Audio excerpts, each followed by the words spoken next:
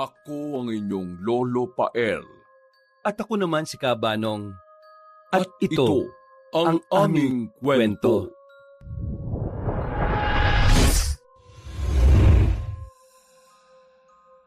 Tay, nandito na po ako. Oh, Jairo anak. Bakit late ka na nakauwi ah? May dinaanan ka pa ba pagkatapos ng klase mo? Wala naman po, Nay. Grabe po kasi. Sobrang hirap ng exam namin kanina. Ang dami po kasing kailangan sagutan. Karamihan problem solving pa. Hindi talaga madali ang kurso ko na electrical engineering eh. Ano ka ba? Okay lang yan anak. Ang mahalaga gusto mo yung kinuha mong kurso. Ay, oo nga po, Nay. Nako, kung hindi ko po talaga hilig ang magbutingting ng mga sirang appliances, nako, matagal na akong nag-shift ng kurso ko. O siya, sige na. Ipahinga mo na ang utak mo. At ikaw magapunan na. Nako, siguradong pagod na pagod ka. Yun! Maraming salamat po, Nay. The best ka po talaga. Ay sus! Nambola pa ang napakalambing kong anak. Tamang-tama. Pinakapaborito mo yung niluto ko ngayon. Dinuguan? Yes! Marami na naman ako makakain ngayon. O sige na. Kumain ka na dyan at baka maabutan ka ng ni tatay. Alam ko naman po yun, Nay. Gabi-gabi na lang umaalis si tatay na parang walang pamilya na inuuwian dito sa bahay. Tapos pag uwi tayo na naman ang pagbubuntunan ng init ng ulo. Anak, pagpasyensyahan mo ng tatay mo ha. Simulat sa pool naman ganun na talaga ang ugali nun. Yun na nga po, Nay. Hanggang kailan po ba tayo magpapasensya? Hanggang kailan po ba tayo magtitiis sa ganitong klaseng buhay kasama siya? Anak, tama na yan. Kumain ka na lang dyan. Pagod lang yan, anak. Sige na, kumain ka na. Nay, mas napapagod po ako kapag nakikita kitang ikaw lang ang kumakayod sa pagtitinda sa palengke para mabuhay ang pamilya natin. Ayaw mo naman po akong payagan na pagsabayin ng pag-aaral at pagtatrabaho. Sabi ko nga po sa inyo, magpa-part-time job ako, di ba? Ay nako, Jairo anak. Please lang, pwede bang wag na natin pag-usapan yan? Hindi magbabago ang desisyon ko. Ako ang magtatrabaho dahil ako ang nanay mo. Basta mag-focus ka lang dyan sa pag-aaral mo. Ako nang bahala sa mga gastusin natin dito sa bahay. Kayang-kaya ko naman ang pagtitinda sa palengke. Nakakapagod pero ayos lang naman ako, anak. Nay, huwag ka po mag-alala. Pagkatapos ko makagraduate at makapagtrabaho po kagad ako, makakalis po tayo sa ganitong klase ng buhay. Iaahon po kita sa hirap. Iwanan natin si tatay. Wala rin namang pagbabago sa kanya. Ngayon pa lang, para rin naman tayong walang haligi ng tahanan sa pamamahay na ito. Gabi-gabi na lang wala. Pag umaga naman nasa mga kainuman niya. Basta Nay, mag-aaral po ako mabuti para makagraduate po ako at makapaghanap ng magandang trabaho. Para mabigyan kita ng magandang buhay. Anak, wag mo namang alisin sa pangarap mo ang tatay mo. Ama mo pa rin yon. Pero, Jairo anak, salamat ha sa pagiging isang mabuting anak. Basta, kahit na ano mangyari, tandaan mo, mahal na mahal kita. Mahal na mahal ko rin po kayo, Nay. O sige na, bilisan mo nang kumain dyan at umakyat ka na sa kwarto mo pagkatapos ha. Magpahinga ka na. Opo, Nay. Yun ang araw-araw na nadadatna ni Jairo sa kanilang bahay. Ang pamilya na kanyang kinalakihan. Ang kanyang ina na naghahanap buhay para sa kanila. At ang kanyang ama na minsan lang niyang nadatnan sa kanilang bahay. Habang si Jairo naman ay nagsusumikap na makapagtapos ng kanyang kursong electrical engineering upang umasenso ang kanilang buhay. Rosita! Rosita! Ah, Jason, andito ka na pala. Nako, pasensya ka na at hindi ko kagad naubos sa mga paninda kong gulay sa palengke. Matumal ang benta ngayon at parang walang masyadong tao Kaya hindi ko muna isinara ang tindahan. Baka sakaling kahit papano may bumili pa. Bonyemas! Wala ka man lang bang iniwang pagkain dito? Ni malamig na tubig, wala? Pasensya ka na, Jason. Ibababa ko lang muna itong dala kong mga tirang gulay at magluluto na ako ng makakain mo. Nay? Oh, nandito na pala yung magaling mong anak Himala, nandito na po pala kayo, Tay. Akala ko po hindi na ito yung bahay na inuuwian nyo Aba, bastos kang bata ka! Sumasagot ka na Jason, Pupusat na ng anak mo. Tama na yan. Huwag mo akong pigilan, Rosita. Yang bastos mong anak ang sawayin mo. Baka kung ano pang magawa ko dyan eh. Hindi po ako bastos, Tay. Ikaw ang hindi ka respeto. May pinagkaiba yun. Jairo, anak, ano ba? Tama na. Bumalik ka na muna sa kwarto mo. Hindi, Nay. Masakit sa akin na nakikita kong pagod na pagod kayo at nagpapakahirap na magtinda sa palengke. Habang nakikita ko tong si tatay, uuwi sa bahay galing sa kung saan, pero wala naman dalang pera. Tapos ano, pagbubuntanan kayo ng galit. Ikaw na nga itong nagpapakahirap na buhayin ng pamilya natin eh. Hindi nga siya naghahanap ng trabaho. Tapos ako, galing ako sa school. Pagod na pagod ang utak sa pag-aaral. Tapos pag uwi ko, ganyan palagi ang gagawin niya. Sino bang mananahimik kung kailangan ko nang magsalita sa mga araw-araw na nakikita ko sa inyo? Kaya hayaan niyo po ko sabihin ko ito. At marinig ni tatay, galing sa akin. At sino ka para pagsalitaan ako ng ganyan? Pinuhay ka lang namin, Jairo. Wala kang utang na loob ah. Anak lang kita dito sa pamamahay na ito. Kaya manahimik ka dyan. Kung hindi ano? Anong gagawin niyo sa akin, Tay? Sige, gawin niyo na. Ano? Arang awa na ninyo. Tumigil na kayong dalawa. Jairo, anak, sige na. Umakyat ka na sa kwarto mo. Tama na yan. Sige, Nay. Mas mabuti na nga lang yatang umakyat ako kaysa makipag-usap sa walang kwentang tao. Yan! Tama yan! Umakyat ka sa kwarto mo at ayoko makita ang pagmumukha mo. At ikaw naman, Rosita, magluto ka na't nagugutom na ako. Bilisan mo! Pag-akyat ni Jairo sa kanyang kwarto, nagtakip siya ng unan sa ulo at sumigaw ng buong galit. Labis siyang nakaramdam ng sama ng loob dahil sa inastan ng kanyang ama. Kung di lang talaga dahil kay nanay, baka matagal na ako umalis dito sa bahay na ito dahil sa ugali ng tatay kong yan eh. Kakainis! Parang hindi siya ama sa akin ha. Pinapangako ko sa sarili ko, hindi ako susunod sa mga yapak niya. Kapag ako nagkapamilya, hindi ko siya tutularan. Sa akin mapuputol ang ganong sistema ng pamilya namin. Sana sa ibang katawan na lang talaga napunta yung kaluluwa ko nung ipinanganak ako eh. Sana doon sa mayroong tatay na mapagmahal sa anak na lang. Kung bakit pa kasi dito sa katong ito ako napunti? Kung pwede lang makipagpalit ng kaluluwa eh, matagal ko nang ginawa eh. Kakainis talaga. Ngayon pa na malapit na yung birthday ko. Nagawa pa akong inisin ni tatay. Ay nako, tulog na nga lang. Pagkatapos ng isang linggong pagsusulit ni Jairo sa eskwela, nagkaroon siya ng isang linggong bakasyon. Kaya para makapagpahinga, hindi siya lumabas ng kwarto. At mas ginusto na lamang niyang magkulong at magmukmok dahil ayaw niyang makita ang kanyang ama. Pero maya-maya'y kumatok ang kanyang ina sa pinto ng kanyang silid. Anak, pwede ba akong pumasok sa kwarto mo? Oo naman po, Nay. Bakit po? May kailangan po ba kayo? Birthday mo na sa Miyerkules, hindi ba? 4 na araw na lang yon. Oo nga po, Nay. Magbe-21 na po ako. Nasa tamang edad na po ako talaga para magdesisyon sa buhay ko. Isi-celebrate natin ang kaarawan mo, anak. Ay, huwag na po, Nay. Wala rin naman pong dapat ikasaya eh. Siguradong sisirain lang din naman po ni tatay ang birthday ko. Hindi po ba lagi niyang ginagawa yon? Kada birthday ko na lang, uuwi siya ng lasing, tapos magwawala. Nako, huwag ka mag-alala. Hindi na mangyayari yon, anak.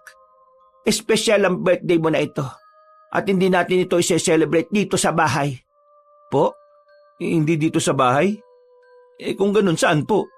Tsaka bakit po? Rosita, ano? Nasabi mo na ba kay Jairo? Jason, eto na, sinasabi ko na nga. Ano po ba yun, Nay? Mag-impake ka dahil pupunta tayo sa Zamboanga, sa probinsya ni Papang, ang lolo Julio mo. Po? Bakit? Jairo, anak, doon kasi natin isi-celebrate ang birthday mo. Kasama mo lolo mo? Hindi ko po mag-gets, ma. Sa probinsya po ng lolo ko, sa tatay ni Papa. Wala nga kayo nabanggit sa akin dati na may lolo pa po ako eh. Tsaka kahit kailan nga, hindi niyo naman po ako dinala doon nung bata pa ako. Bakit po doon? Anong meron? Magka-birthday kasi kayo ng lolo Julio mo. At ngayon, ika-100 taon gulang na niya. Kaya naman sabay niyong isi-celebrate ang birthday niyong dalawa na magkasama. Sigurado po ba kayo, Nay? Tamang-tama naman po at may 1 linggong bakasyon kami pagkatapos ng exam namin. Kaya nga mag-impake ka na dahil bukas na bukas aalis na tayo. Ho? Ano po? Bukas na bukas kagad? Teka, kasasabi niyo lang sa akin ngayon. Bakit parang biglaan naman po atang alis natin? Okay lang yan, anak. Pasensya ka na at nalimutan ko kasing sabihin sa iyo nung mga nakarang araw, kaya hindi mo kagad nalaman. Gusto ko lang din namin sorpresahin. Sigurado naman kasing magugustuhan mo yung tahimik at napakagandang tanawin sa bundok kung saan nakatira ang Lolo Julio mo. Seryoso po ba, Tay? Parang ngayon lang kita narinig ng ganyan, ah. O siya, sige na, anak.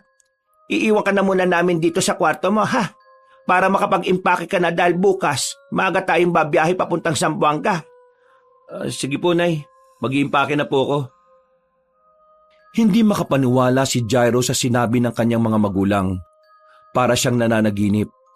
Yun lang kasi ang pagkakataong nakita niya na magkasundo ang kanyang mga magulang. Ngunit nagulat siya sa sinabi nila tungkol sa lolo niyang si Julio. Dahil sa nalaman ay nasabik siya makapunta sa Zamboanga, ang probinsya ng kanyang ama. Ngunit bago maggabi, nakita niya ang kanyang ama na pasuray-suray habang naglalakad papasok sa kanilang bahay.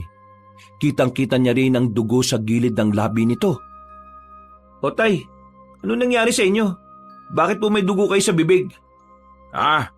Wala ito, Jairo. Huwag mo lang pansilin. Huwag pansinin, dugo nga po yan eh. Napaano po ba kayo? Nay, tingnan niyo si tatay oh, may dugo sa bibig niya. Ha? Ay, nako, Jason, mukhang napaaway ka yata ah. Sinasabi ko kasi sa'yo na huwag mo nang gagawin niyang paglalasing. Masarap Rosita eh. Nanabik akong kumain ng... Siya. Tama na yan. Huwag ka na magsalita. Jairo, umakyat ka na muna sa kwarto mo at ako nang bahala sa tatay mo.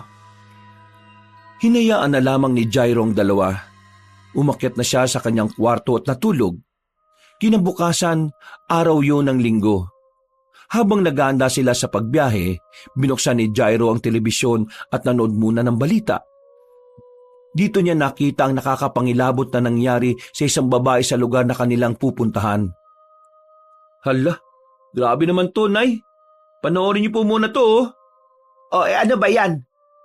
At binuksan mo pa yung telebisyon eh. Aalis na tayo. Ibinabalita po ngayon. Nangyari daw po ito kagabi lang. May natagpo ang nakahandusay na katawan ng isang dalaga sa kasukalan. Duguan at wala ng buhay. Ay nako, kawawa naman. Baka nasagasaan ng kotse kaya naman na-hold up o sinaksak. Hindi na talaga nawalan ng disgrasya sa mga balita. Mga hindi kasi nag-iingat eh. Hindi po, Nay. Ayan oh, sabi sa headline, wakwak daw ang dibdib. Hindi naman siguro mangyayari yan kapag nasagasaan siya. O kaya naman hold up lang na ang kukunin pera at mahalagang mga gamit. Ay baka naman inatake ng mabangis na hayop. Ha? Ano namang hayop ang aatake ng ganyan dito? Aba na yan, aalis na tayo. Patayin mo na ang TV, Jairo. At baka hindi na natin maabutan yung sasakyan natin barko. Dali-daling pinatay ni Jason ang telebisyon at nagsimula na silang bumiyahe. Inabot ng 2 araw ang kanilang biyahe dahil napakalayo ng probinsya ng kanyang lolo Julio. Unang beses na nakasakay si Jairo sa barko. Kaya naman nilibot rin niya ito at pinagmasdahan ng paligid. Maya-maya ay napansin niya ang kanyang ina na nakatingin sa kanya, na parabang ang mga mata nito ay nangungusap. Kaya nilapitan nito ni Jairo at kanya itong tinanong. Nay, bakit po? Parang ang lalim po yata ng iniisip niya. Ayos lang po ba kayo? Wala naman anak. Huwag mo akong pansinin. Pinagmamasdan lang naman kita. May problema po ba? Nag-away na naman po ba kayo ni tatay? Hindi. Hindi anak. Ano ka ba? Wala ito. Nay, salamat nga po pala ha. Di ko lubos maisip na kasama si tatay at sa probinsya pa ni Lolo Julio tayo pupunta. Parang hindi ako sanay kay tatay ngayon eh. Ano po bang meron? Ikaw talaga anak. Masyado kang mapanuri. Ganyan lang naman kasi ang tatay mo. Kakaiba ang ugali pero ama mo pa rin yan. Pero alam mo anak, natutuwa ko na umabot ka sa edad mong yan. Naalagaan kita at napalaki na maayos. Napakabuti mong bata. At kapag po tumanda ka na, Ako naman po mag-aalaga sa inyo. Tandaan nyo yan, Nay. Ay, salamat naman anak. Ang pag-uusap na yon ay isa sa hindi niya makakalimutang bahagi ng kanilang biyahe. Ipinaramdam muli ng kanyang ina ang pagmamahal nito sa kanya. Para kay Jairo, napakahalaga nun, lalo pat ni minsan ay hindi niya ito naramdaman sa kanyang ama. Gabi na, ang mga pasahero sa barko ay nagsimula ng matulog. Tahimik ang paligid, at tanging ihip lang ng malakas na hangin at mga alon ang naririnig. Hating gabi ay nagising si Jairo dahil naiihi siya, kaya bumangon siya upang pumunta sa banyo. Hindi nakalak ang pinto, kaya inakala niyang walang tao sa loob. Pero naroon ng kanyang ama at naabutan niyang naghihilamos ito. O tay, hating gabi na po ah. Bakit gising pa po kayo? Hindi. Nagising lang din ako kasi naiihi ako. Bakit parang naghihilamos po kayo? Ang aga-aga pa po. Ano ba pakialam mo? Sa gusto ko maghilamos eh. Tanong ka ng tanong. Teka, bakit ka nga rin ba nandito? Naiihi rin po kasi ako. Ano pang tinatayo-tayo mo dyan sa pintuan? Di umihi ka na dyan. Makalabas na nga. Visit talaga to. Namalikmata yata ako nang makita kong may dugo ang bibig ni tatay ah. Pangalawang beses ko na itong nakita na ganun siya. May sakit kaya siya? Sumusuka ba siya ng dugo? Ay naku, hayaan na nga. Masamang damo naman siya eh. Matagal yung mamamatay. Araw ng Lunes, ang barko ay malapit ang dumaong sa pier ng Zamboanga. Ngunit narinig ni Jairo ang usap-usapan ng mga pasahero sa barko na dahilan ng pangingilabot ng mga pasahero. Ano daw ang nangyari? Bakit may pamilyang banda ron humahagulgol sa iyak? Nagkukumpulan sila doon at parang may nangyari yata. Wag na kayo makiusyoso at baka kung ano pang mangyari. Narinig ko po sa mga tao na naroon, nawawala daw po yung 3 taong gulang na anak na lalaki nung ginang. Nagising na lang daw po siya at wala na po sa tabi niya yung bata. Ay sus Maria Josep, pati ba naman dito sa barko may nangyayaring ganyan? Mabuti na lang at malaki ka na anak. Hindi ka na kailangang bantayan. Baka naman kung saan lang nagsuot na sulok-sulok ng barko. Nilibot na po nila yung buong barko pero hindi po nila ito nahanap. Ang nakita lang daw po nila ay isang kapares ng sapatos ng bata na nasa CR. Natanggal po yata sa paa ng bata bago mangyari yung trahedya sa kanya. Ang hinala nila, nahulog daw po sa dagat. May parte kasi sa dulo ng barko na malaki ang awang. Baka dun daw po sumot kaya galit na galit yung asawang lalaki dahil pinabayaan po nung ina na mawalay sa tabi niya yung bata Ay nako, nakakaawa naman. O siya, ang isipin na lang natin ay ang pagpunta natin sa bahay ng Lolo Julio mo. Hayaan na natin sila na ma-resolve ang problema nilang pamilya. Ang pangyayaring yon sa barko ay nagbigay ng masiding takot sa lahat ng pasahero. Ngunit ganun pa man, matapos ang halos 2 araw na biyahe, matiwasay na nakadaong ang barko sa Zamboanga. Grabe, ang haba po pala ng biyahe papunta dito. Pero sulit na sulit dahil ang ganda po talaga dito. Napakasarap ng simoy ng hangin. Sabik na po ako makapunta sa bahay ni Lolo. Nako, sigurado mag-i-enjoy ka dito.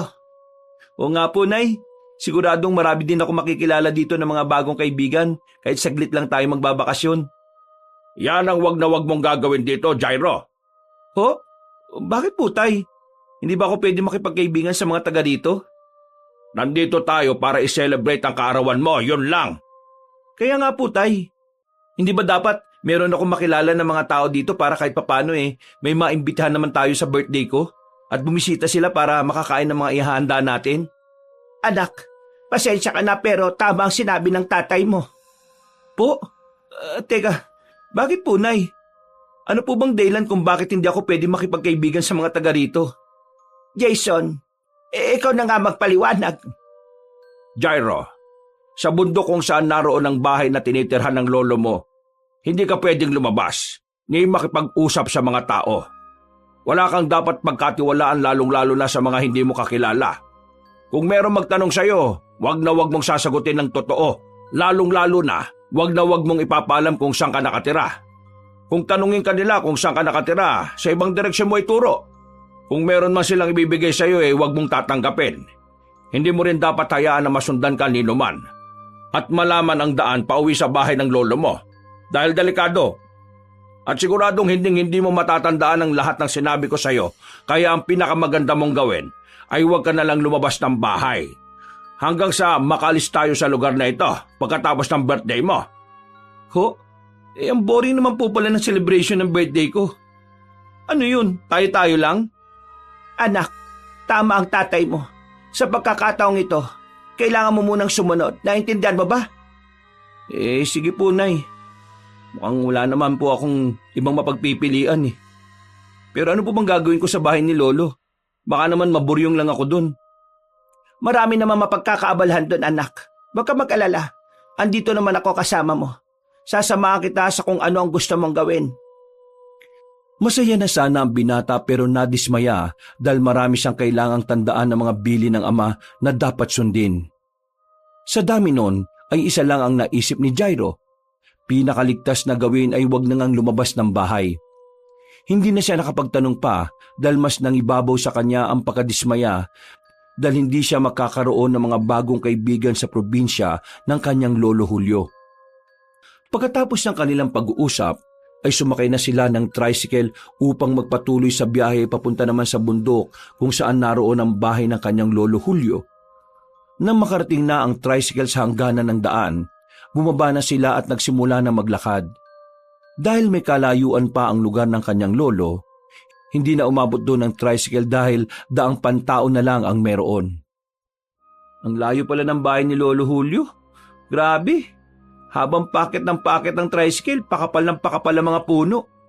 Napakasukal at gubat na gubat ang dating eh. Akala ko pagbaba ng tricycle, bahay na ni Lolo. Kailangan pa po pala nating maglakad ng malayo sa daan. Ay nako, makakalayo rin pala ang mga kapitbahay dito. Kaya nga di ba sabi namin sa iyo, hindi madaling makipagkaibigan dito. Malalayo ang ibang mga bahay. At saka, maligaw ka pa pabalik pag sinubukan mo maglibot. Basta, tandaan mo ang bilin ko sa iyo, Jairo. Huwag na huwag mong subukang subuway. Bakit nga po ba? Kasi tatamaan ka sa akin pag hindi ka sumunod. Ang dami mong tanong, di mo na lang gawin. Jason, tama na. Ayun, nakikita ko na yung bahay ni Papang. Konting lakad na lang at makakarating na tayo. Ay, salamat naman. Bilisan natin, Jason. At malapit na magdilim. Tingnan nyo at baka may nagmamasid sa atin. Ganun po ba dito? Delikado ang mga tao? Hindi tayo pwedeng makita? Oo anak. Hindi lang mga taong delikado rito. Rosita, tama na. Bakit po? Bukod sa tao, ano pa pong delikado? Mga mababangis na hayop, baboy ramot, asong gubat. Meron yan dito.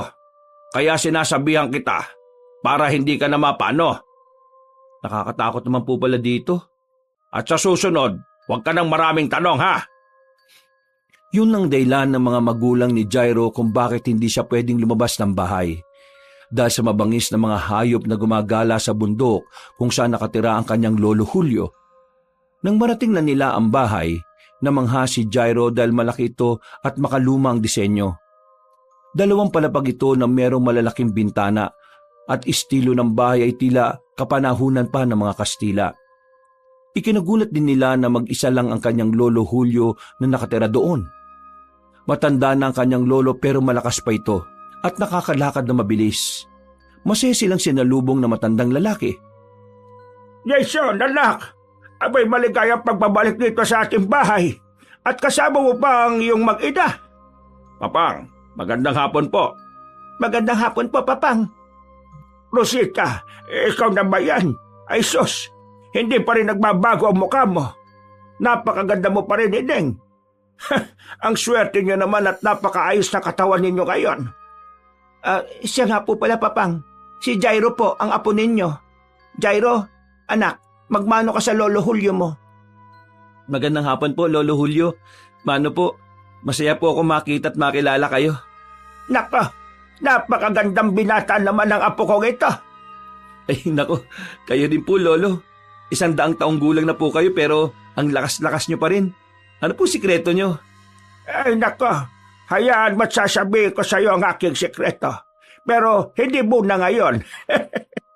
Masaya ako na nandito na kayo. Lalo ka na, Jairo. Malapit na akong mas lumakas pa. Napakaswerte ko sa iyo. Napakagandang lalaki mo. Ano po yun, Lo? Ay, ang sabi ko, maswerte ako at may apo kong katulad mo na napakakisig ka ko. Hindi ko po kasi naintindihan kanina. Pasensya na po. Ay, kabata-bata mo ba'y bingi ka na? Tingnan mo, lolo mo. Malayo pa lang rinig na rinig ko na kayong paparating. Papang, ipapasok na po namin ang mga bagahe para makapagpahinga na po ang mag-ama. Ako na lang din po ang magluluto na kakainin natin para sa hapunan mamaya. O siya, tamang-tama. At may mga nakahanda ka ng mga karne at gulay dyan. Ikaw nang bahala, Rosita. Ay sige, tuloy kayo sa aking bahay. Nilibot kaagad ni Jairo ng tingin ang kabuuan ng bahay pagkapasok nila. Habang inihahatid siya ng kanyang ina sa magiging kwarto niya, pag-akyat nila sa ikalawang palapag, namangha ang binata dahil sa lawak ng bahay. Meron sariling sala at may 4 na magkakalayong kwarto. Isa para sa kanyang lolo Julio. Ang pangalawang kwarto naman ay para sa kanyang ina at ama, habang si Jairo naman ay doon pinatulog sa isang kwarto na malapit sa pang-4 na kwarto na hindi raw ginagamit. Nay, grabe po no? Ang ganda pala ng bahay ni Lolo. Ang laki at parang sinaunang bahay. Sa tanda ba naman ng lolo mo nakapagpundar talaga siya ng magandang bahay. Mayaman po pala si Lolo. Bakit parang hindi naman natin ramdam kay tatay? Ano ka ba? Iba naman ang yaman ng magulang sa anak. Sa bumukod ng tatay mo Ay, siya nga po pala, Nay. Bakit po 4 ang kwarto? Mag-isa lang po ang lolo. Oo. Kasi may kapatid na lalaki ang tatay mo. Dito sila dati nakatira. Isa sa lolo mo, sa tatay mo, sa kapatid niya. At ang pang-4 na kwarto para sa mga bisita. Kapatid? Wala naman po kayo nabanggit na meron akong tito. Nako, mahabang kwento yon anak. Tingnan mo nga ang tatay mo sa ugali. Di ba mahirap pakasamahan? Sigurado ako, ganun din ang problema niya sa kapatid niya. Kaya hindi niya kinukwento. Sa bagay. Sana pala nung bata pa ako dinala niyo na ako rito. Ito ang tamang pagkakataon na makapunta ka rito. Dahil espesyal ang araw niyo ng lolo mo sa Miyerkules. Oo nga po O sige po, Nay. Magliligpit na muna ako ng mga gamit ko. O siya, sige. Maiwan na kita dito sa kwarto mo, ha? At magliligpit na rin ako ng gamit namin ng tatay mo. Nang makapagsimula na ako magluto ng pagkain natin para sa hapunan. Pagkatapos ayusin ni Jairo ang kanyang gamit sa loob ng kanyang kwarto at nakapagpahinga ng kaunti, pagkatapos ay lumabas siya at nilibot ang ikalawang palapag ng bahay bago maggabi. Wow! Ang bintahan na. Parang isang malaking portrait. Tapos natatanaw ang napakagandang view ng bundok. Yun nga lang, parang hindi na rin masyadong nalilinisan gawa ng mag-isa na nga lang si Lolo Julio dito sa bahay. Dahil malaki ang kwarto ko, sigurado ako na malaki rin ang kwarto ni Lolo, pati kina nanay. Pero ito kayang pang-4 na kwarto, malaki rin kaya? Matingnan nga. Pwede kang lumibot pero hindi ka pwedeng kumalikot. Naintindihan mo? Ho? Ay, ginulat mo naman ako, Tay. Naintindihan mo? Sagot! Pwedeng lumibot pero hindi pwedeng kumalikot. Opo, Tay. Naintindihan ko po. At ang pinaka-importante sa lahat, wag na wag akong aalis ng bahay. yan! Natanda mo naman pala Dami naman bawal. Ano? May sinasabi ka? Wala po. Siya nga po pala. Para saan tong isang kwarto? Para din sa mga bisita. Kung mas maraming bisita ang darating, ipapagamit yan. Ho? 2 kwarto para sa mga bisita? Oh, bakit? May problema ba doon? Wala po. Sige po. Bababa na lang ako kapag hapunan na. Pagkatapos mag-usap, umalis ang kanyang ama at pumunta sa kwarto ng kanyang lolo Julio. Napatingin naman siya sa nakasaradong silid. Umikot sa kanyang isipan ang mga katanungan. Para saan nga ba yung kwartong ito at bakit mahigpit na ipinagbabawal pasukin? hindi naman binanggit ni tatay ang sinabi ni nanay na meron siyang kapatid. Siguro, meron nga silang hindi pagkakaunawan kaya hindi niya ito mabanggit sa akin. Siguro, yung bakanting kwarto na ito ay para sa kapatid ni tatay. Pero nakakapagtaka kasi ni isang litrato ng kanilang pamilya ay walang nakadisplay sa buong bahay. Siguro nga hindi ganun kaayos ang pamilya nila. Gusto ko mang maintindihan ng pamilya ni tatay para maintindihan ko rin sana kung saan siya nanggagaling yung ugali niya eh. Pero parang hindi siya bukas para ipaalam to sa akin. Ito ang unang beses na nakarating ako kung saan nagmula si tatay. Kaya gusto ko sanang kunin ang pagkakataong ito na kahit paano makilala ko siya. At baka sakaling itong maging paraan para magkalapit kami. Hanggat nandito ko, meron naman akong pagkakataong matuklasan yon. Siguradong malalaman at malalaman ko rin. Makalipas ang ilang oras, nagmuni-muni si Jairo habang nakaupo sa upuan malapit sa bintana. May isang imay sa gilid ng kanyang mga mata na dumaan papunta sa nakasaradong kwarto. At nilingon niya kaagad ito. Tay? Ikaw po ba yan? Nay? Tay? Anak, bakit? Nandito kami ng tatay mo sa ibaba. Malapit ang maluto ang ulam para sa hapunan natin. Maya-maya lang kakain na tayo ha. Sige po, Nay. Sige lang po. Teka, nasa baba naman sila nanay at tatay. Ano kaya yun? Matingnan nga. Lumikot ang isipan ni Jairo, kaya binalak niyang silipin ang silid. Nakaramdam siya ng kaba habang papalapit sa silid na yon. Dahil tahimik ang paligid, dinig na dinig niya ang bawat tiyabag sa sahig na ginagawa ng kanyang paa. Maya-maya ay may narinig siyang paghinga sa kanyang likuran. At naramdaman niya ang init nito na dumampi sa kanyang batok kaya bigla siyang napalingon. Ano nakakita ka ng multo? Lolo naman, kayo lang po pala yan. Sino pa bang aasahan mong makita Aapat lang tayong naririto sa bahay. Pasensya na po, Lo. Kala ko kasi kung sino ka ni. Ni hindi ko po kasi kayo napansin kanina. Abay, ano akala mo sa akin? Porque 100 taon na ako uugod-ugod na. Hindi naman po.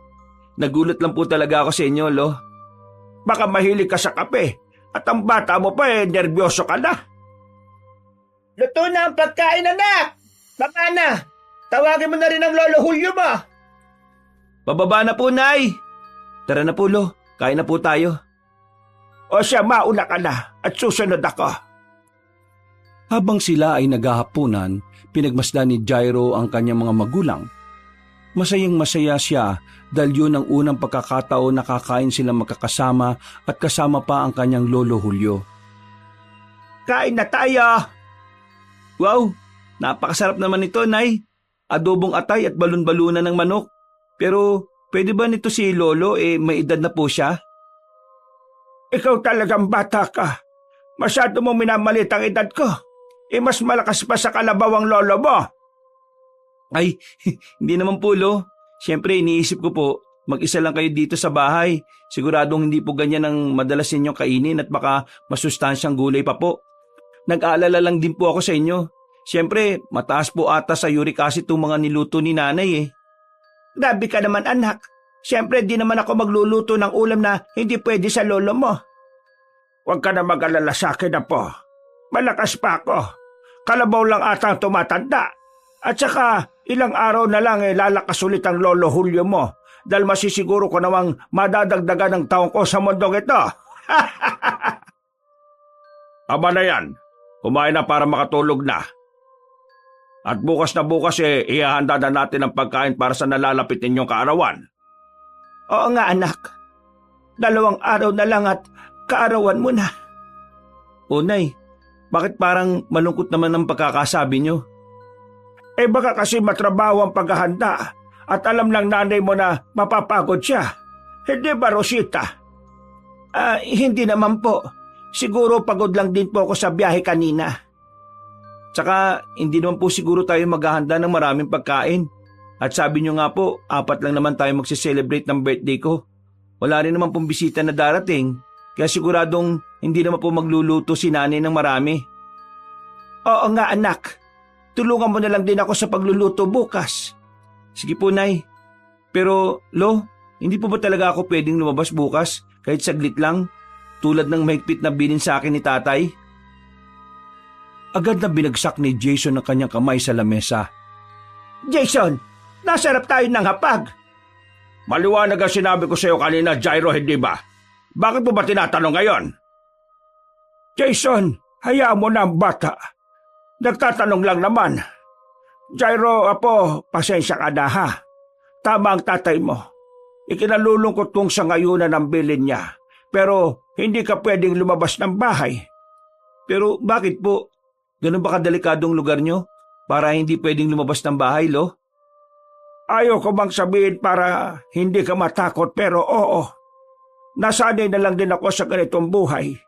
Hindi naman ako sigurado makakaabot ng 100 kung hindi ako nasanay. Hayaan mo't 2 araw ka na lang naman na mananatili dito. Pagkatapos ng kaarawan mo, pwedeng-pwede ka nang gumala kahit saan mo gusto. Kahit sumama ka pa sa liwanag. Ang labo naman po nun, Lo. Ang ibig sabihin ng lolo mo anak ay pagbalik natin sa Maynila, doon makakagala ka na ulit. Pero sa ngayon, dito ka lang muna sa bahay ha. Sundin mo muna ang tatay at ang lolo mo. Pero Lo, ano po bang kinatatakutan niyo sa lugar na ito? Ako? Natatakot? Sila ang dapat matakot sa akin. Malakas pa ang lolo mo eh. Lolo naman nagbibiro pa eh. Ano nga po? Tama na yan. Tapusin ang pagkain. Natapos ang kanilang hapunan nang hindi pa rin nasasagot sa isipan ni Jairo ang mga katanungan niya. Umakyat na siya sa kanyang kwarto at nagpahinga. Pagkaiga sa kama, tumitik siya sa kisame habang nag-iisip. Nakakainis talaga si tatay, kahit kailan. Kung di ko nga lang siya ama, baka pinatulang ko na talaga yun eh. Ay naku, ganun lang ba talaga ugali niya o sadyang hindi lang siya sinasabi sa akin? Dumating kami dito sa bahay ni Lolo hapon ng Lunes. Kalahating araw pa lang ay tinatagal ko dito, pero ang dami ko ng katanungan. Bakit bawal ako lumabas? Nasaan ang kapatid ni tatay na sinasabi ni nanay? Anong nasa loob ng kwartong nakasarado? Sana, bago man lang ako umalis ng bahay na ito, masagot na yung mga katanungan ko. Parang ang daming lihim ng pamilya namin eh. Sa dami ng kanyang iniisip, nakatulog na siya. Ilang oras ang nakalipas ay nagising siya na nagtataka dahil nakaupo na siya sa upuang malapit sa bintana na nasa sala ng 2 palapag ng bahay. Oh, bakit ako nandito? Parang kanina lang nasa higaan ako natutulog. Bakit nandito na ako sa upuan? Paano ako napunta dito? Sino nagdala sa akin? Teka, ano ba bumabalot sa paligid? Hamog ba ito? Bakit may hamog? Sandali. Yung kwarto na laging nakasarado yun Tulog na naman sila tatay eh. Baka makapuslit ako dun. Papasok ako saglit. Unti-unting nilapitan ni Jairo ang kwarto. Ngunit hindi pa siya gaanong nakakalapit ay bigla na lang may nahagip ang kanyang paningin. Hindi yun wangis ng tao dahil ito ay nakatungtong sa mababaw na cabinet na nasa sala. Napahinto siya sa paglalakad at tiningnan ang nakita. Isa itong maliit na nilalang na pinagmamasdan ng kanyang kilos. Bigla itong tumalon sa sahig. Hinabol ito ni Jairo habang inahawi ang hamog para masundan ng nilalang. Uy, teka! Nasaan ka? Huwag kang tumakbo! Hindi kita sasaktan! Mabait ako! Uy, teka lang! Magpakita ka sa akin ulit! Pwede mo ako maging kaibigan, oy! Malit na tao! Magpakita ka na! Sa patuloy na pagsuong ni Jairo sa makapal na hamog, tumambad sa kanya ang isang duwende na may puting mga mata, magarang kasuotan at may mahabang malapilak na buhok at balbas. Ang sukat nito ay isang dangkal, payat at parang masungit. Nakatayo lamang ito sa harapan niya at maya-maya pa ay unti-unti nitong itinaas ang kanyang kamay at may itinuro sa likuran ng bintana. Nang sundan ni Jairo ng tingin ng direksyon na itinuturo ng duwende, Nagulat siya sa kanyang nakita. Ang nakasaradong kwarto ang itinuturo ng duwende. Nakita niya ang pulang liwanag mula sa loob na tumatagos sa siwang ng pinto sa ilalim. Lalo pa siyang nangilabot dahil meron siyang naririnig na sigaw ng isang lalaki na parabang hirap na hirap sa kanyang kalagayan. Pagkalingon muli ni Jairo sa kanyang harapan, wala na ang duwende. Hahanapin sana niya ito pero bumukas ang pinto ng kwarto. Tumambad sa kanya ang isang halimaw na nakatayo habang nasisinaga ng pulang liwanag galing sa ilaw sa kisame. Halimaw! Nay! Nay! Tulong! Lolo! May halimaw sa loob ng kwarto! Nay! Nay! Huwag kang lalapit! Huwag mo akong lalapitan! Habang sumisigaw siya ng tulong, bigla siya nitong sinugod na parang isang asong lobo. Nagutom na gutom. Walang humpay siya nitong inatake at hinila papasok sa sikretong silid. Tulong! Anak! Anak! Gising! Binabangungot ka yata! Nay! Nako, salamat naman at nagising ka. Oo, heto, uminom ka muna ng tubig. Salamat po, Nay. Narinig kitang sumisigaw kaya dali-dali akong pumunta rito. Ano ba napanaginipan mo? Nay, nasa sala daw po ako dito sa ikalawang palapag ng bahay. Mahamog ang paligid. May nakita kong isang duwende. Inabol ko. Nagtago siya sa makapal na hamog kaya hinawi ko ng hinawi. Tapos, nang magpakita siya sa harapan ko, bigla siyang may tinuro. Yung nakasaradong kwarto ang tinuturo niya. Ang kwartong yun, may liwanag na pula at may sumisigaw na lalaki sa loob. Tapos, nawala yung duwende sa harapan ko at biglang bumukas ang pintuan ng kwarto. Doon ko nakita yung nakakatakot na halimaw. Inatake niya ako. Inila niya ako papunta sa loob ng kwarto. Papatay niya ako, Nay. Papatay niya ako. Nako, siguro pagod na pagod ka lang sa biyahe tapos kumain ka pa ng marami kagabi kaya binangungot ka, anak. Pero Nay, bangungot ba talaga yun? Bakit? Anong ibig mong sabihin? Para kasing may ibig iparating sa akin yung duwende. Nako anak, huwag mo nang dagdagan ng mga isipin mo at malapit na ang kaarawan mo. Ipahinga mo ang utak mo. Tamang-tama't umaga na rin. Maligo ka na't maya-maya tulungan mo na akong maggayat ng mga sangkap sa lulutuing mga pagkain, ha? Kinaumagahan, hindi pa rin niya makalimutan ng panaginip. Naisip niyang hindi yung basta panaginip lang. May gustong ipahiwatig sa kanya ang duwende. At iisa lang ang naiisip niyang kasagutan. Ang buksan ng kwartong ipinagbabawal sa kanyang pasukin. Pinuntahan ni Jairo ang kwartong yon. Huminto siya sa harapan ng pinto at unti-unti niyang hinawakan ng seradura para buksan. Nadismaya siya dahil nakalakito. Ngunit sa kalikutan ng kanyang isip, dumapa siya at sinubukang silipin ang loob mula sa kakaunting awang sa pagitan ng ilalim ng pinto at ng sahig. Madilim at wala siyang maaninag. Anong ginagawa mo dyan? Ay, naku po, Lo. Ginulat niyo naman po ako. Ang sabi ko, anong ginagawa mo dyan? Kasi po, nahulog po yung barya ko sa sahig tapos nasipa ko po kaya sumuot po dito sa awang ng pinto. Maria, ano naman ang gagawin mo sa barya wala naman tintahan dito na malapit?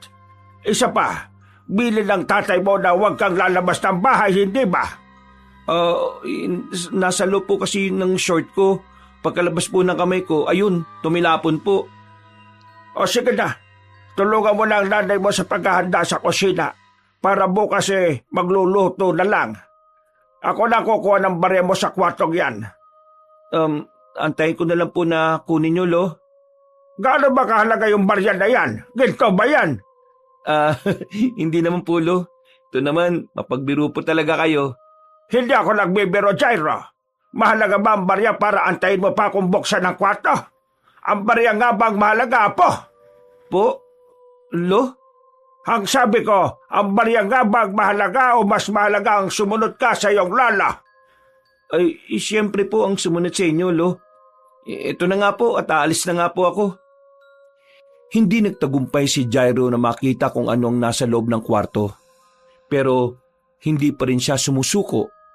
Habang siya ay nasa kwarto at nag-iisip, bigla siyang tinawag ng kanyang ina.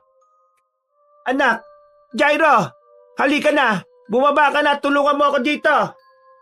Tulungan mo ako mag-ayat ng mga Ricardo para bukas diretso na natin lulutuin. Sige po, Nay. Eto na po, nandyan na po. Okay ka lang ba? Bakit ganyan ang mukha mo? Pakiramdam ko po lalagnatin ako dahil sa panaginip ko na yun Ay naku anak, panaginip lang yon. Ano ka ba? Wala yan. Ay teka, naiihi ako. Magbabanyo lang ako saglit ha. Ikaw na munang bahala dito. Saglit lang ako. Nang makaalis na ang kanyang ina, nakita ni Jairo ang kalderong nakasalang sa kalan na may lamang tubig at nakaisip siya ng magandang ideya. Dali-dali siyang kumuha ng bimpo at isinawsaw ito sa mainit na tubig. Idinampi niya ito sa kanyang leeg pagkatapos pigaan. Idinampi niya rin yun sa noo at kilikili matapos pababain ng init ng bahagya. Maya-maya ay naramdaman niya na paparating na ang kanyang ina. Kaya pinunasan niya agad ang basang parte ng kanyang katawan na pinagdampian ng bimpo. At umupo na parang walang nangyari. Saka nag-inarte. Oh anak, bakit nakaupo ka na dyan? Sabi ko sa iyo, gayatin mo ang mga Ricardos, hindi ba? Nay, parang masama po kasi pakiramdam ko Parang nilalagnat talaga ako. Ha? Masama ang pakiramdam mo? Patingin nga. Pasalat nga ng noo at leeg mo. Ay, nako. Oo nga. Mukhang nilalagnat ka nga. Ganun ba nakaapekto sa iyo yung panaginip mo? O baka naman naninibago ka lang dito sa probinsya? Baka po pareho yun. Nahihilo po ako at parang gusto ko lang po munang magpahinga. O siya, umakyat ka muna sa kwarto mo at magpahinga ka. Ako na munang bahala dito. Sige na, umakyat ka na. Maraming salamat po. Sige po, magpapahinga na po muna ako, Nay. Nang makakyat na si Jairo sa kanyang kwarto, agad niya itong inilak. Pagkatapos ay pumuslit palabas ng bintana. May mga nakauwang na kahoy ang pader ng bahay at ginawa niya itong tungtungan upang makababa ng hindi nahuhulog. Nang siya ay matagumpay na nakababa, nakita niya ang kanyang ama at ang kanyang lolo na nag-uusap. Talaga ba? Nakita ko siyang sinisilip ang uwang sa sahig ng kwarto. Mabuting at ikinandado ko ang pinto. Mukhang gusto niyang pasukin ang silid na yon. Nakita ko rin siyang kinakalikot ang pita ng pintuang yon. Makulit ang anak mo. Hindi mo dapat hayaang ulit-ulitin niyang usisain ang kwarto. Ang susi, nasaan? Huwag ka mag-alala. Hindi niya makikita ang susi. Kapag nabulilyaso ang plano, ikaw rin ang mahirapan, tandaan mo. Nang marinig yun ni Jairo, lalong tumibay ang isip niya tungkol sa sikreto ng kwartong yon. Nabuo ang kanyang isipan na lumabas ng bahay upang alamin ang sagot mula sa ibang tao. Dahil alam niyang hindi sasabihin ng kanyang pamilya. Nang araw na yon, lumabas siya. Binilisan ang paglalakad dahil kailangan niyang makabalik bago magtanghalian. Teka, nasa na ako? Naku, nawawala na yata ako. Ano ba kasi itong pumasok sa isipan ko? At dito ko pa sa labas hinanap ang sagot sa mga tanong ko. Puro puno naman nandito. Naliligaw na yata ako. Atay, naliligaw ka yata. Opo, Manang. Parang naliligaw na nga po yata ako. Teresita nga pala ang pangalan ko. Naka po, dito ka pa naligaw at masukal ang gubat na ito. Mabutit nakita mo ko.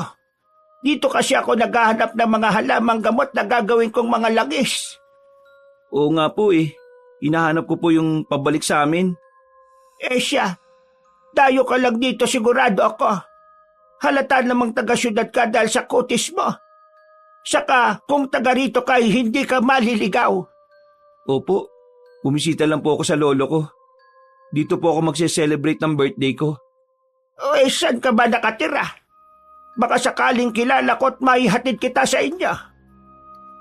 Nang marinig ni Jairo ang tanong ni Manang Teresita, naalala niya ang bilin ng kanyang ama na huwag magbibigay ng kahit anong impormasyon kahit ang daan papunta sa kanilang bahay ay hindi din pwedeng sabihin. Kay Lolo Piping po. Basta po, kubo lang po yun na maliit. Ha? Piping ka mo? Aba, dito na ako lumaki sa lugar na ito at tumanda. At halos kabisado ko ang lahat ng bahay dito. At kilala ko rin ang mga nakatira pero sigurado ako na walang Piping na nakatira rito. Hindi ko po kasi alam ang tunay niyang pangalan eh. Kasi ngayon ko lang din po siya nakilala. Pero Lolo Piping po kasi ang tawag ko sa kanya.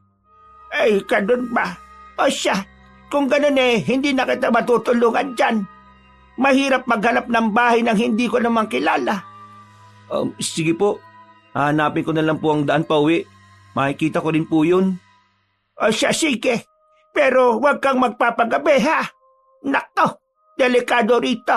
Hindi ka dapat abutan ng dilim dito. Bakit niyo po nasabing delikado ang bundok na ito? Lalo na po pag madilim. Ano po bang meron dito? 2 balbal. Uri ng aswang. Sinasabing napakatagal na panahon nang naninirahan dito ang 2 balbal na yon. Namimerwisyo ito sa mga taga rito. Nilalapa ang mga alagang hayop at minsan pa ay nakakapambiktima ang mga ito ng mga tao. Aswang po? Ibig sabihin po, totoo mga aswang? May aswang dito sa bundok? Oo, ang 2 balbal na yon ang kinatatakutan dito sa amin. Nung bata pa ako, malimit na mambiktima ang balbal, pero katagalan, madalang na. Bakit po hindi niyo subukang hulihin? Ay nako, Totoy. Manilenyo ka nga at walang alam sa mga nangyayari dito. Ilang beses na namin ginawa yan, pero tuso ang mga aswang na balbal at sadyang malakas. Sa bawat pagtangka naming tugisin, may isa sa mga taga rito ang namamatay. Kaya minabuti na lamang naming huwag gambalain ng mga aswang at hayaang manginain ng mga alagang hayop kesa tao ang biktimahin. Ganun po ba? Pero huwag kang magpapaabot ng gabi dito ng mag-isa sa gubat at hindi agad makakauwi. Huwag mo nga sana sasantuhin ka ng mga balbal na yon. Baka hindi ka na makauwi sa inyo at hindi mo naabutan ng karawan mong bata ka. Sige po, alis na po ako. Teka, kung sakaling abutan ka na nga ng dilim, ay heto, tanggapin mo ito. Ang maliit na boteng ito ay langis galing sa katas ng halaman dito lang matatagpuan sa bundok. Mabisa ito na pangontra sa aswang para hindi ka malapitan. Naku manang, huwag na ho, nakakaya ho. Sige na, tanggapin mo na. Kailangan mo ito. Proteksyon mo sa sarili mo. Pasensya na ho, pero di ko po matatanggap yan. Kung ayaw mo, bahala kang mamatay kapag di ka kagad nakabalik sa inyo. Inis na umalis sa matandang babae dahil ayaw ni Jairo na tanggapin ang malit na bote na may lamang langis. Dahil ayaw niya rin suwayin ang kanyang ama sa bilin nito na huwag tumanggap ng kung anuman ang ibibigay ng mga taga rito.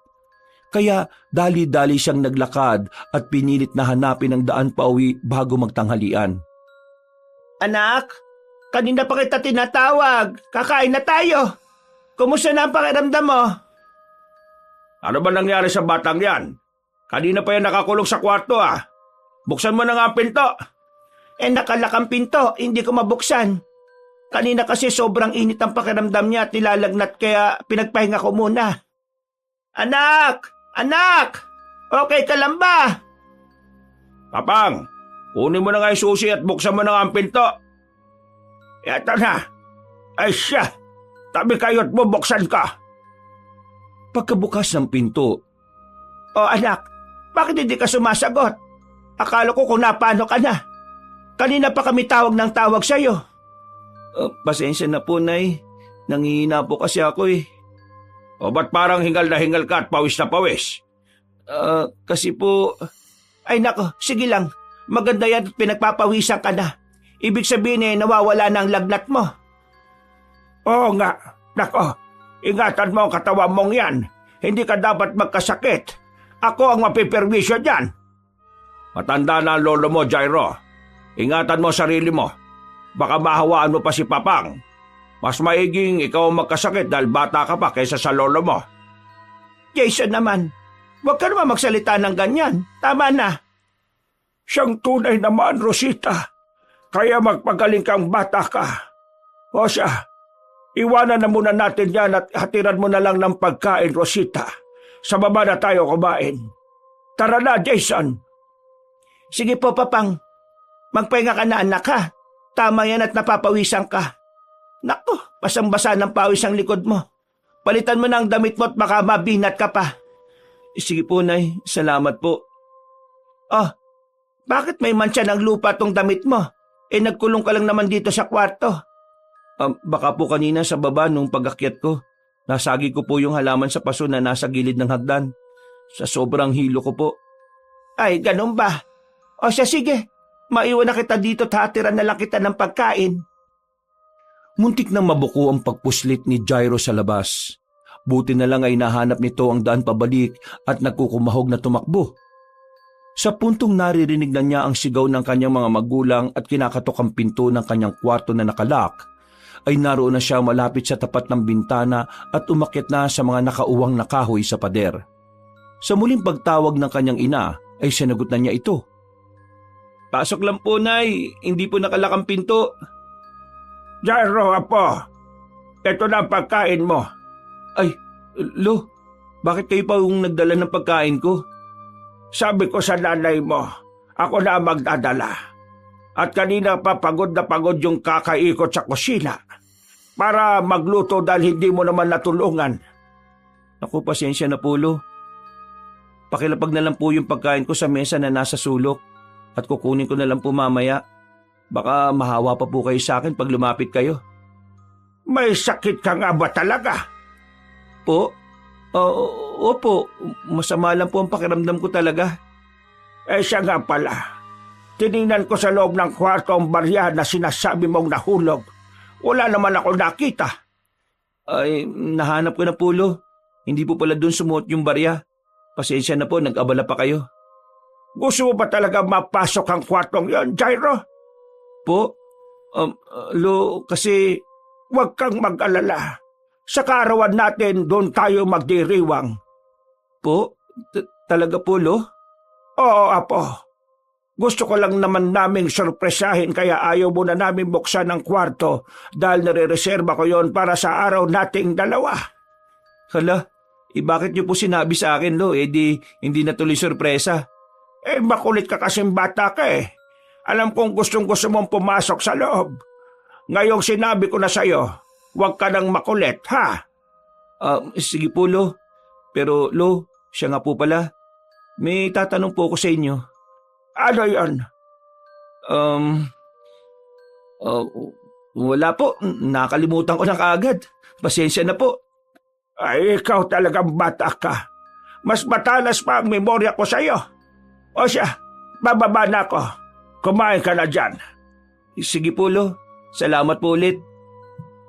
Itatanong sana ni Jairo sa kanyang lolong tungkol sa aswang na sinasabi ni Manang Teresita, pero naisip niyang mabibisto siya sa kanyang ginawang pagtakas, kaya hindi na niya itinuloy ang pagtanong.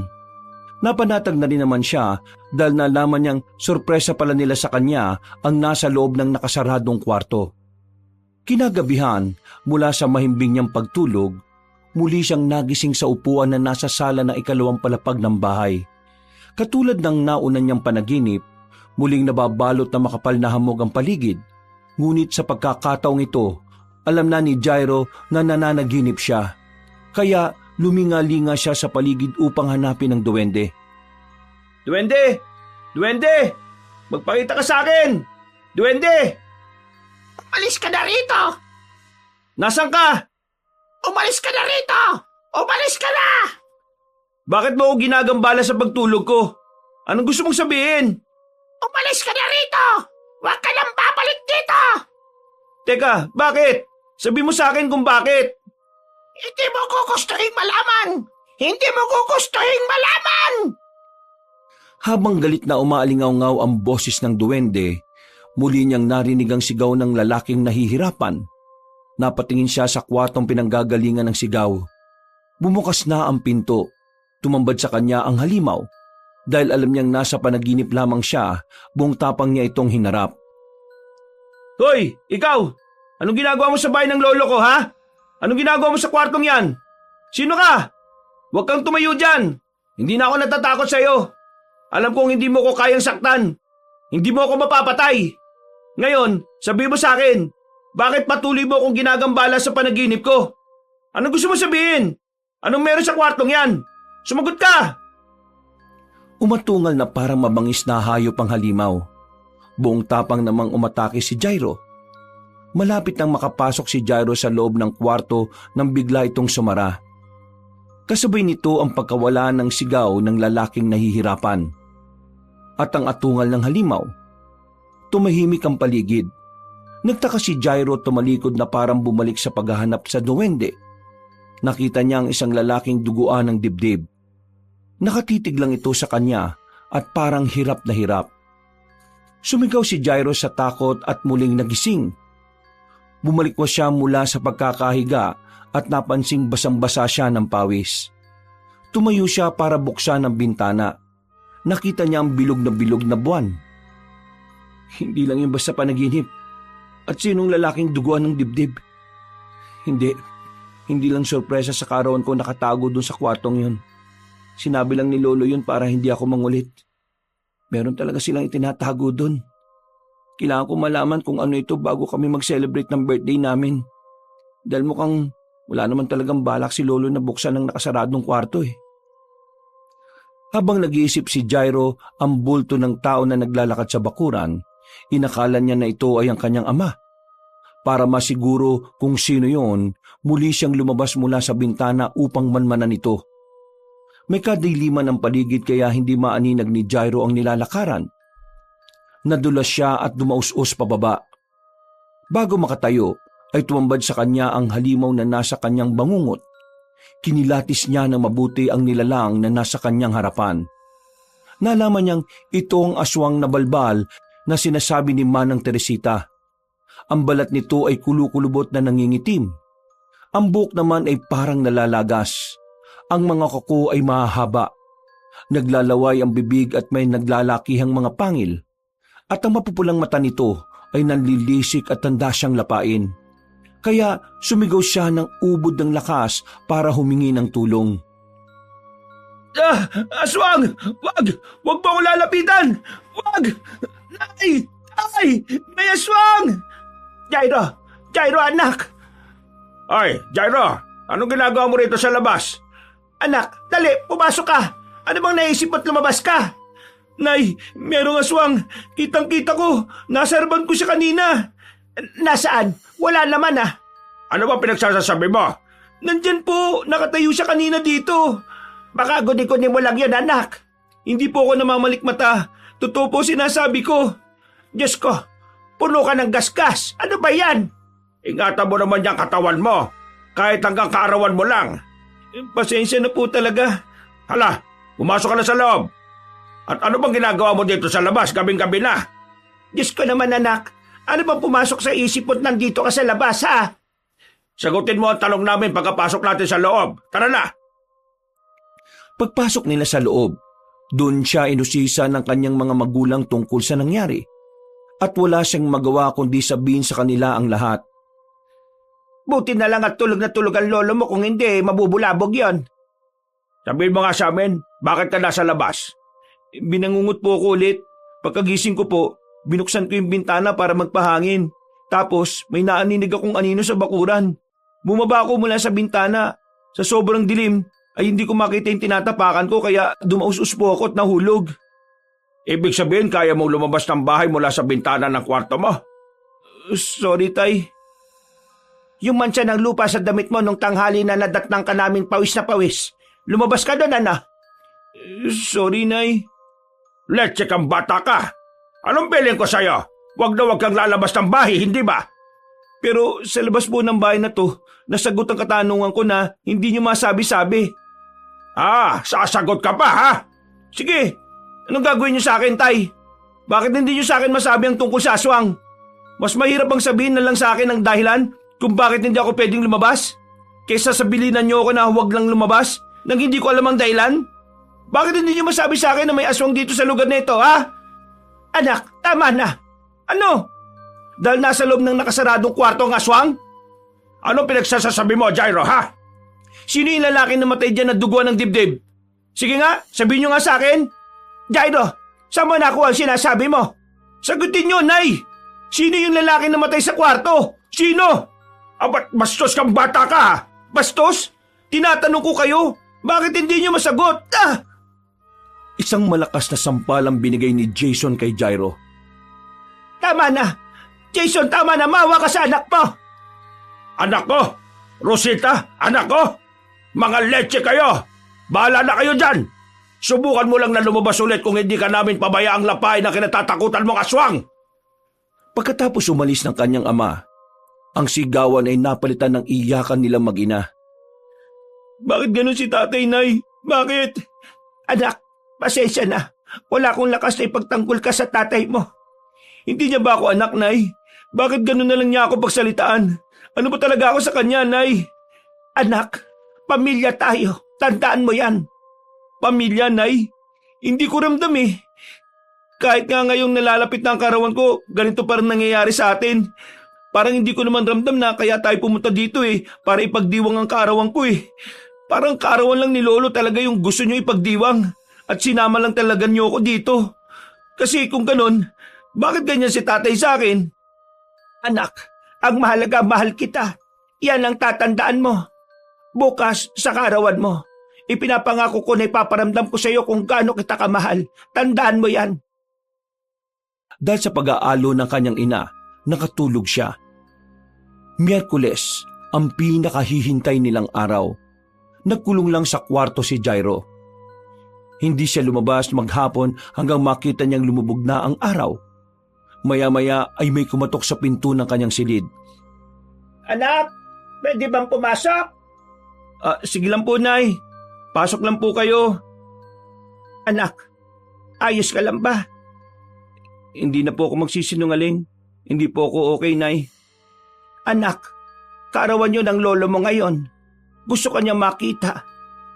Ito na rin ang huling araw natin dito sa bahay ng lolo mo. Kailangan mo lumabas ng kwarto. Bumaba at magpakita sa kanila. Para ano, Nay? Para makita si tatay? Paano ko ma-enjoy ang birthday ko kung ganito? Heto. Hinatira kita ng tubig. Uminom ka muna.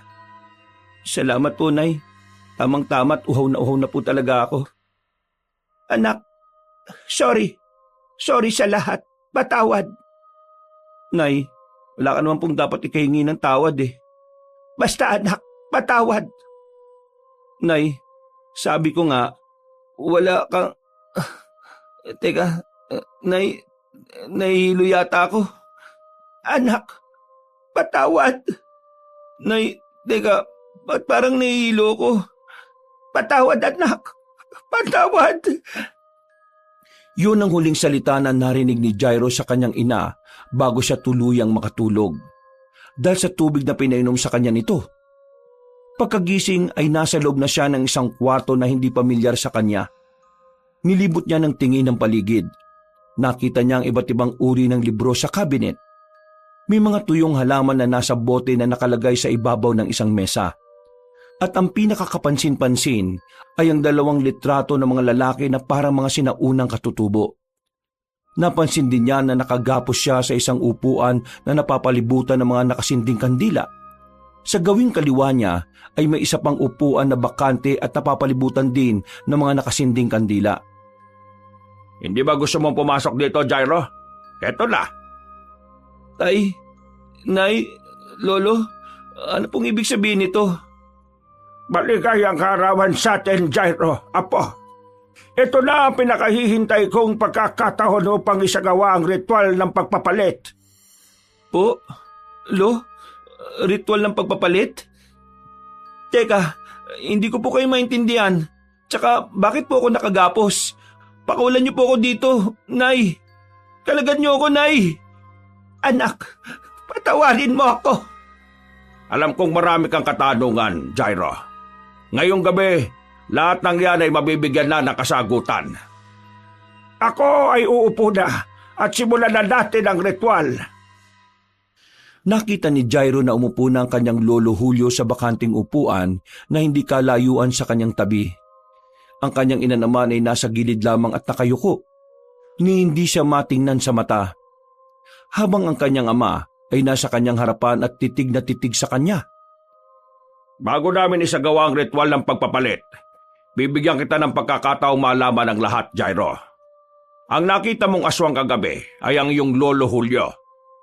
Ano? Si Lolo ang aswang? At hindi lang siya ang aswang sa lugar na ito. Pati ako. Kami ay mga aswang na balbal. Ha? Ano? Kaya pala may nababalitang mga biktima dito. Si Lolo po ba'y may gawa? Tapos yung nakita kitang naguhugas ng bibig mo sa loob ng banyo sa barko, may bata na nawawala kinabukasan. Ikaw tayong may gawa nun? Tama ka, Jairo. Alibaw ka! Walang iya ka! Napakahayop mo! Ipinapasa namin sa susunod na henerasyon ang itim na binhi na nagbibigay sa amin ng kakayahan upang maging isang malakas na aswang. Sa ganitong paraan, sa bawat henerasyon, merong aswang na patuloy na maghahasik ng lagim sa bundok na ito. Hindi kami namamatay kahit ilang taon pa ang lumipas kung hindi namin ipapasa ang binhi sa aming susunod na salinlahi. Yon ang isa sa sumpa na kayang ibigay ng itim na binhi. Hindi susuko ang kaluluwa namin na kumapit sa katawang lupa kahit ito ay patuloy na tumatanda at naaagnas. Kapag ito ay aming naipasa na sa susunod na magmamana, mawawala na ang lakas na binibigay ng binhi sa amin at ang katawan namin ay kusang mawawalan ng buhay. Kung ganun po, ibibigay ni Lolo Julio sa akin ang itim na binhi. Ayoko! Ayoko pong tanggapin! Ayoko maging isang aswang, Nay! Tulungan niyo ako! Pakawalan niyo ako rito! Gano'n na nga. Pero huwag ka mag-alala, Jairo. Hindi pa dyan nagtatapos ang lahat. Oo, ipapasa ni Julio sa iyo ang binhi. Pero hindi mo rin naman masisilayan ang iyong buhay bilang isang aswang. Po, bakit? Anong gagawin niyo sa akin? Mula nang maipasa ng aming mga magulang ang binhi sa aming dalawa ni Julio, lubos kaming nahumaling sa lakas na ibinibigay sa amin ng sumpang ito. Para sa amin, ito ay hindi sumpa, kundi isang biyaya. Kaya naganap kami ng paraan upang mapanatili ito sa amin ng mahabang panahon. Dahil ayaw namin itong ipasa sa susunod na henerasyon at gusto naming angkinin ang kapangyarihan na ito. Dito papasok sa Excel ang iyong ina. Naganap kami ni Jason ng mangkukulam na makapagbibigay sa amin ng solusyon. At nakita namin si Rosita, isang makapangyarihang mangkukulam na gumagawa ng ritual ng pagpapalit upang siya ay mabuhay na matagal dito sa mundo. Nag-aanak siya ng babae at ito ay inaalagaan upang mapalaki hanggang sa ito ay magdalaga. Kapag naramdaman na niya ang panghihina ng kanyang katawan dahil sa katandaan, isinasagawa niya ang ritual ng pagpapalit upang mailipat ang kanyang kaluluwa sa kanyang anak na dalaga at makuha ang katawan nito. Ang kaluluwa ng dalaga ay mapupunta sa matandang katawan at kasama itong mamamatay, habang ang kaluluwa ni Rosita at ang bago niyang katawan ay mamumuhay muli sa mahabang panahon at paulit-ulit niya itong ginagawa. Hindi, Nay. Hindi ito totoo. Sabihin niyong hindi ito totoo. Imposible ito. Imposible! Anak, atawad. Nakipagkasundo sa akin sina Julio at Jason. Wala akong magagawa. Kung hindi ko sila tutulungan, hindi nila ako titigilan. Hanggat hindi nila ako napapatay. Kaya tinutulungan ko sila, kapalit ang proteksyon nila sa akin. Anong klaseng mga tao kayo? Ang tunay na Jason ay anak ni Julio. Ang kaluluwa na nasa katawan ni Jason ngayon ay ang kaluluwa ng kapatid ni Julio. Nang maipasa ko ang kaluluwa ni Jason sa bago niyang katawan, pinakasalan ko naman ang isa pang anak ni Julio, si Jairus. Siya ang dapat napapasahan ng kaluluwa ni Julio. Kung ganun, may kapatid nga si tatay. Oo, pero dito sa kwartong ito, sa pagsasagawa namin ng ritual ng pagpapalit noon, sinaksak niya ang kanyang dibdib at namatay. Yon ang dahilan kung bakit nanatiling matanda si Julio, dahil hindi naging matagumpay ang ritual ng pagpapalit. Ang lalaki sa panaginip ko. Kung hindi sana nagpakamatay ang hayop na Jairus na yon, sana'y nanatili pa rin kaming magkapatid ni Julio sa susunod na henerasyon. Ngayon, kung ipapasa niya sa iyo ang kanyang kaluluwa, magiging mag-ama pa rin kaming dalawa. Ibig sabihin, hindi niyo talaga ama si Lolo Julio? Magkapatid kayo? Simula pa nung una? Oo, at ngayon, ipapasa ko ang aking kaluluwa sa anak ni Jairus. Po, ibig sabihin? Oo, anak. Bago namatay si Jairus, iniwanan niya ako ng anak. At ikaw yon, si Jairus ang tunay mong ama. Yun ang dahilan kung bakit ganun na lang ako tratuhin ni tatay. Dahil hindi kita ama. Tama ba? Wala akong pakialam sa nararamdaman mo sa akin. Ang malaga, Jairo, may pasada ng mahal kong kapatid ang kanyang kaluluwa sa iyo. At muli kami magsasama upang maggasik ng lagim dito sa probinsya at mamuhay muli sa susunod na henerasyon. Hindi makapaniwala si Jairo sa kanyang nalaman. Hindi niya inakala na ang kinalakihan niyang mga magulang ang siyang tutuldok sa kanyang buhay. At ang nakilala niyang lolo ay magpapasa ng itim na binhi at kaluluwa sa kanyang katawan. Ipinikit na lang ni Jairo ang kanyang mga mata at unti-unting tinanggap ang kanyang kapalaran. Rosita, simulan mo na! Makakamit ko ng muli ang bagong buhay. Ilabas mo na ang itim na binhi, Julio, at isasabay ko ang pagpapalit ng inyong mga kaluluwa. Ito na, Jason. Ipalunok mo sa kanya kapag ito'y akin ang nailuwa. Nanlaki ang mga mata ni Jairo nang makita niya ang itim na binhi na lumalabas sa bibig ng kanyang lolo. Kasamang naglalagkitang laway nito. Unti-unting nanghinang matanda at parang naagnas na bangkay. Maya-maya ay nagsimulang magsambit ng orasyon ng kanyang ina sa ibang lingwahe ng paulit-ulit. Palakas ito ng palakas. Napansin ni Jairo na ang apoy ng mga kandila ay unti-unting lumakas ng liyab. Pero hindi nagbagong apoy sa mga kandilang nakapaligid sa kanya. Rosita, ano ito? Hindi yan ang orasyon na sinasambit mo para sa ritual ng pagpapalita. Nagulat si Jairo nang biglang sumigaw ang kanyang ina ng buong lakas. Kasabay nito ay lumakas din ang apoy ng mga kandila na nakapalibot sa kanyang lolo Julio. At bigla itong nagliyap na parang binuhusan ng gasolina. Pagkatapos nito ay hinagisa ng kanyang ina ng asin ng kanyang ama. At sumigaw ito na parang isang halimaw na binuhusan ng mainit na tubig. Agad na lumapit sa kanya si Rosita at pinatay ang mga kandilang nasa kanyang paligid. Pagkatapos ay dali-dali siyang kinalagan. Anak, tumakas ka na. Ako nang bahala rito. Nay, ano pong ibig sabihin nito? Hindi ba pinangako ko sa iyo? Sa karawan mong ito, ipaparamdam ko sa iyo kung gaano kita kamahal. Nay, hindi kita maintindihan. Jairo anak, mahal na mahal ko ang tatay mo. Minahal ko ng totoo si Jairus. Siya ang nagparamdam sa akin ng tunay na pagmamahal. Siya ang nagbigay sa akin ng pagkakataong magbago at talikuran ng pangungulam na ipinasa sa akin ng aking mga ninuno. Yun ang dahilan kaya pinilit ko si Jason na manirahan sa Maynila at baka sakaling magbago din ang kanyang isipan para huwag nang ipagpatuloy ang kadiliman na aming ginagawa. Doon kita pinalaki, inalagaan at minahal. Bilang pangako sa pagmamahal ko sa iyong amang si Jairus.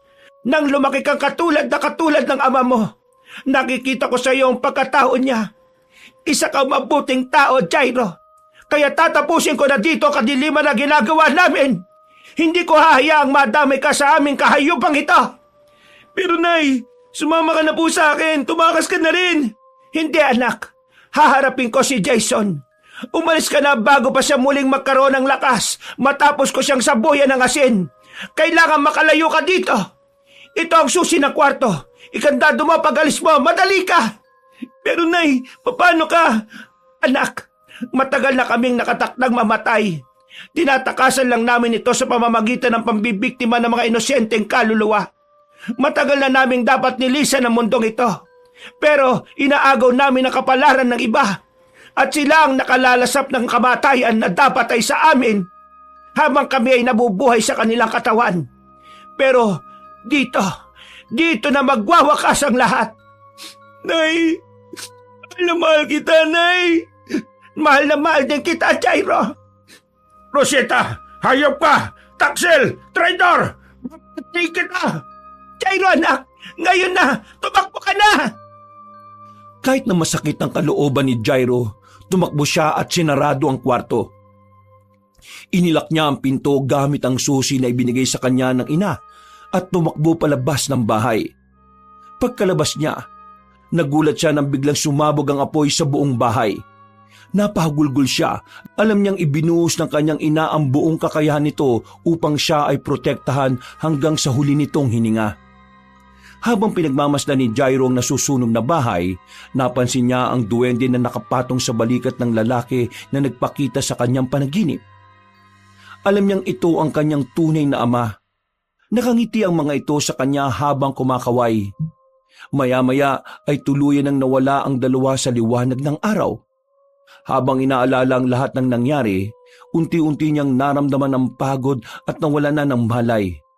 Sa kanyang paggising, nakita niya ang sarili na nasa isang kubo na may mga halamang gamot sa paligid. Nakarinig siya ng pamilyar na boses ng isang babae. May malay ka na. O siya, humigop ka na muna ng mainit na sabaw. Manang Teresita? Tanda mo pa ako. Ikaw tanda ko pa rin. Ikaw yung binatang naliligaw at ayaw kunin yung proteksyon na ibinigay ko laban sa aswang. Albularya ako, manggagamot sa madaling salita. Nakita ka sa masukal na parte ng gubat na nakahandusay. Nagpagabi ka doon. Anong ginagawa mo doon? Sinabi ko sa iyo, ay nakong bata ka. Butit hindi ka nakita ng aswang doon. Maswerte ka at ako pa ang nakakita sa iyo. Sa masukal na gubat po ninyo ako nakita? Oo. Saan ka ba galing? Sa bahay po ni Lolo. Bahay? Wala namang bahay sa lugar na yon. Alam mo, napaka-misteryoso mo. Hay nako, kung di ka lang mukhang inosyente, napagkamala na talaga kitang engkanto. Wala po kayong nakita doon na nasusunog na bahay? Iho, matanda lang ako pero hindi ako bulag. Isa pa, kabisado ko ang bundok. Sa ilang beses kong nagpapalibot-libot para manguhan ng mga halamang gamot, dala ko'y isang albularya. Nakakasigurado kong walang bahay doon. Naalala ni Jairo na ang kanyang ina ay isang mangkukulam at kaya nitong gumawa ng orasyon para ikubli ang pinagtataguan ng mga aswang na balbal. Kaya hindi tumahanap ng mga taga roon para tugisin. Baka namalikmata lang po ako at naligaw nga. Maraming salamat po, Manang Teresita. O siya, tinulungan na kita ngayon. Siguro naman hindi ka na mangangambang tanggapin ang tulong ko sa iyo. Kaya ibibigay ko sa iyo isang botelyang pangontra sa aswang. Baka sakaling maligaw ka na namang bata ka. Baka hindi na kita makita. Tatanggapin mo na ba? Salamat na lang po pero mukhang hindi ko na po yan kailangan, Manang. Ay sus Mariosip kang bata ka, ewan ko sa iyo. Yun ang huling araw ni Jairo sa probinsya at umuwi na siya sa Maynila. Itinuloy niya ang kanyang buhay kahit mag-isa na lamang sa buhay. Pinagsabay niya ang kanyang pag-aaral at pagpa-part-time job upang mapagtapos ang kanyang sarili. Taon ang nakalipas at siya ay nakagraduate. Nagtayo siya ng sariling repair shop at unti-unting umasenso sa buhay. Sa kabila ng mga nangyari, hinarap niya ang bawat araw na may pag-asa. Sa puntong ito, ang nangyari sa kanyang pamilya ay nanatiling lihim at nananatili na lamang sa kanyang mga alaala. Wakas,